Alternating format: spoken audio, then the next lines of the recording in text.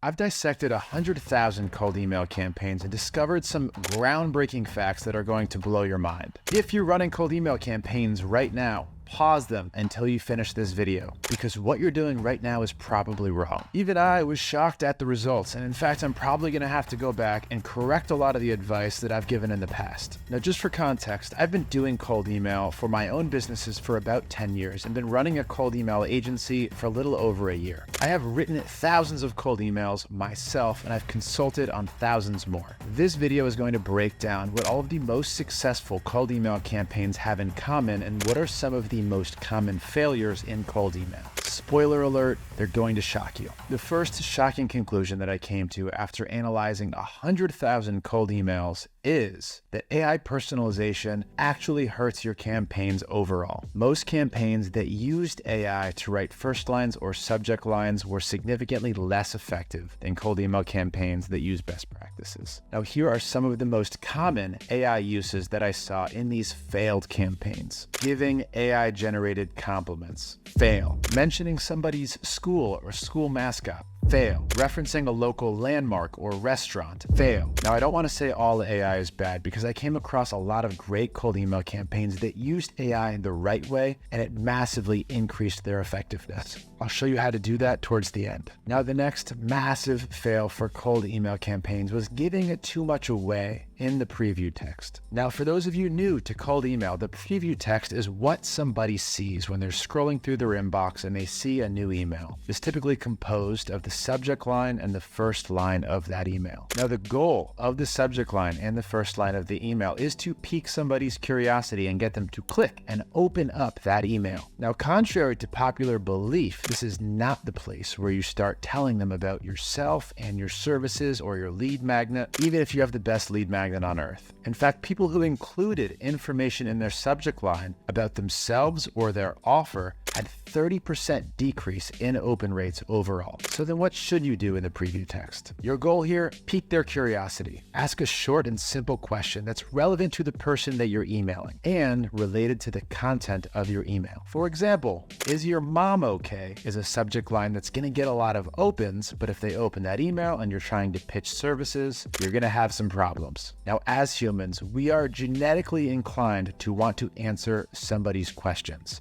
So, psychology hack, if you ask a simple question in the subject line or first line of a cold email, we are going to be more likely to open that email so that we can potentially answer it and see what the rest of the question is. If you want to perfect your preview text, your subject lines, and your first lines, I have an entire free course that teaches you how to do it, linked down below. That's called the lead magnet. Okay, next one, and this one's also going to shock you because it sounds like such a good idea. In fact, I thought it was such a good idea until I actually tried it and started analyzing some cold email campaigns. Realized, not a good idea. Have you ever received a cold email that has a Loom video right there embedded in the email with your website or your LinkedIn right there in the background and their little face talking on that video? This is so cool. This is so advanced. This video must have been made for me.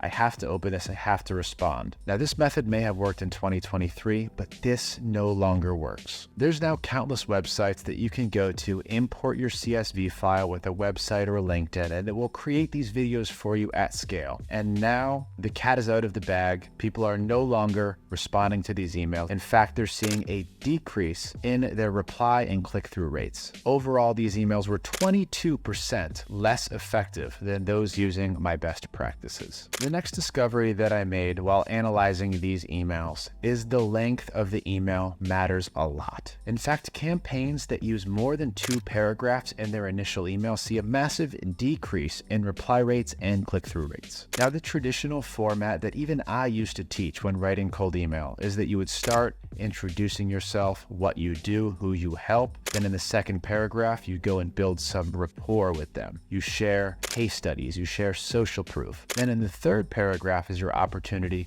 to pitch your offer or give your lead magnet. This now no longer works. These drawn out emails are asking your reader to do a lot more than they want to do, which is read a lengthy email. In 2024, you need to keep your cold emails short, no more than a few sentences and no more than 2 paragraphs. You only have a few seconds to capture their attention attention and get them to take action. A few seconds and a few sentences. Use them wisely. Now, this one probably sounds obvious, but I have to say it anyway. Cold emails that used valuable lead magnets had a 58% increase in reply rates and click-through rates compared to the normal. In fact, the higher value of the lead magnet, the more of an increase that email campaign had. Even campaigns that used a lead book or a video lead magnet still performed better than the controls that did not. Now, most cold emailers are still trying to get a meeting in that first email and that second email. And this can work at scale. But if you really want to ramp up your results, add a lead magnet. If you want to ramp them up again, make that lead magnet insanely valuable. Finally, I want to share with you the 2 secrets to being in the top 1% of cold emailers in 2024. If you do these 2 things the way that I'm about to tell you to do them, you will have incredible success in 2024 with cold email. But before I share what those 2 things are, I need to ask you to like this video so that you see more like it in your feed, and subscribe to this channel. If you're not subscribed and the bell notification isn't clicked, you're basically throwing money in the trash can. Okay, the first thing you need to do to be in the top 1% in 2024 is master all of the new AI tools. I know I said AI personalization was bad in the beginning, but there are right ways to do it. What kills the effectiveness of different tactics is too many people doing them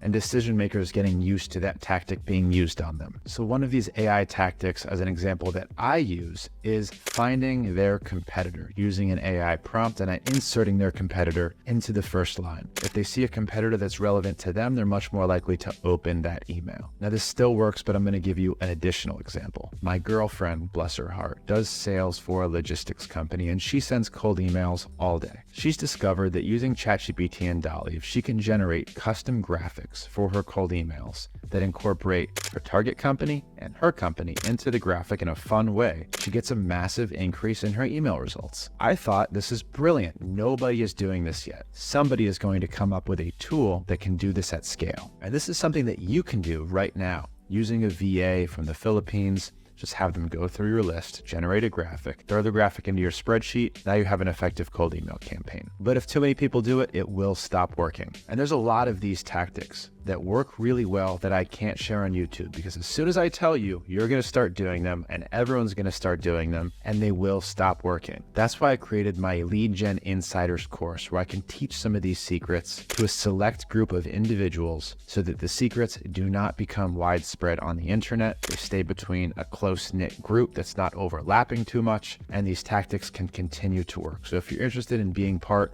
of that elite group, it is also going to be linked down below. The second thing that's going to make you a top 1% cold emailer in 2024 is focusing heavily on your lead magnets. If you're just getting started and you're low on budget, use an ebook, use a video training. It'll do better than what you were doing before. But if you really want to be in the top 1%, you really need to get creative with your lead magnets. I'm going to give you a few examples. One example, linked down below, is my cold email copywriting AI. I developed a really simple flow. I did it all by myself using Zapier and ChatGPT, so that all you have to do is go and answer some questions about your business on my landing page, and it will run it through my ChatGPT prompt that's trained on all my copy, and it will spit out good cold email copy that you can start using. Now I have your email address and your phone number, and I can try and start selling you my course on our agency services. This is a helpful lead magnet, something that somebody actually wants. Now you can use that idea for yourself, or you can get creative and think, what does my target demographic actually need? What do they want? What problem can I solve using AI or using some other methods? We have a podcast lead magnet where we interview decision makers on our podcast. We've got multiple hosts. This costs a lot of money. These good lead magnets are the reason we are so successful with cold email. Now, the real secret to ultimate success in 2024 is subscribing to this channel, hitting the bell notifications, and hitting the like button so more of this comes in your feed so that you can make more money and be more successful in your business. I'll see you in the next video.